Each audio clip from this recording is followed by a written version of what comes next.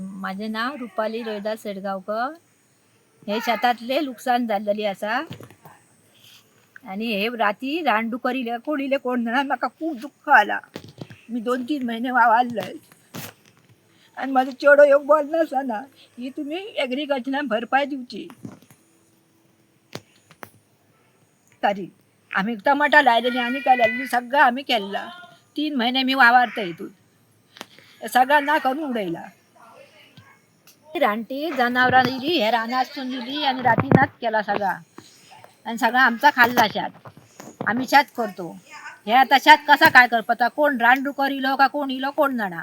हे रानातून इलो तर म्हणटा शेत करा न्हू. शेत करा म्हणटा जर जाल्यार ह्या शेत काय खावपाचा, मिरसांग ना भाजी ना काय ना.